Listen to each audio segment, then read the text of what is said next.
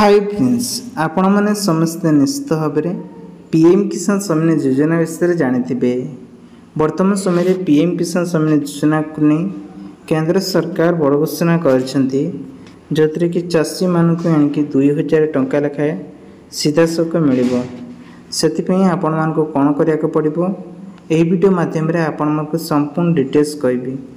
ता पूर्व कही रखुच्छी चैनल को ना कर चैनल सब्सक्राइब रखु पाखरस्थ bell icon all button press करंतु। दर्शक बंधु, केंद्र सरकार सर्वदा चाषी विभिन्न प्रकार योजना परिचालित करिसेंती।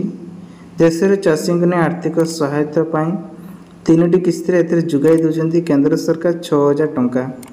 तेबे जो चाषी मानक ने आर्थिक घोषणा करा वर्ष को 2000 टंका लेखाएं 6000 टंका मिल। तेरे 2024-2025 आर्थिक बजेट को नहीं पीएम किसान योजना 18तम किस्ती 2000 टंका दि जाउछि। क्यों चाषी मान टंका मिल जो मैंने KYC करथिबे सेमानक 4टी किस्ती दिज्व जो चाषी मान 8000 टंका लेखा प्रदान करा जिवो। एही परिमाण रे चाषी को डेबिट मध्य करा जिवो। एही हितकारी माने निज वेबसाइट को जाई मध्य KYC कंप्लीट करि परिबे, नहले पाखर थिबा सीए सेंटर को जाई मध्य करि परिबे।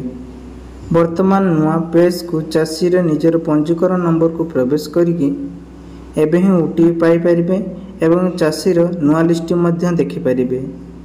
जदि आपण मानकर नाम थाए सेठी ताहले आपण मानकु मिलिबो 2000 टंका एवं केंद्र सरकार घोषणा करथिबा खूब शीघ्र चाषी मानकु मध्य 2000 टंका लेखा मिलिबो।